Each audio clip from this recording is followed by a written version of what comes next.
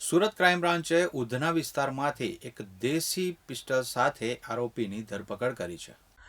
Police commissioner દ્વારા શહેરમાં કોઈ અનિચ્છનીય બનાવ ન બને અને કાયદો વ્યવસ્થાની સ્થિતિ જળવાઈ રહે તે હેતુથી શહેરમાં ગેરકાયદેસર રીતે હથિયારો લઈને ફરતા ગુનેગારો ઉપર વોચ કરી હથિયારો પકડી પાડવા ક્રાઇમ બ્રાન્ચને સૂચના આપવામાં આવી હતી,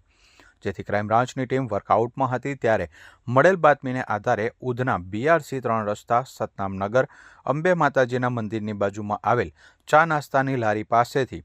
22 વર્ષીય આરોપી ભાગવત કૌશિક પાટીલને ઝડપી પાડવામાં આવ્યો હતો અને તેની પાસેથી હાથ બનાવટની દેશી પિસ્ટલ કબજે કરવામાં આવી હતી। ત્યારબાદ પોલીસ દ્વારા આરોપીની પૂછપરછ કરવામાં આવતા એવું કબૂલ્યું હતું કે તેણે હથિયાર રાખવાનો શોખ હોવાથી આ પિસ્ટલ ઉધના BRC પ્રભુનગરમાં રહેતા તેના મિત્ર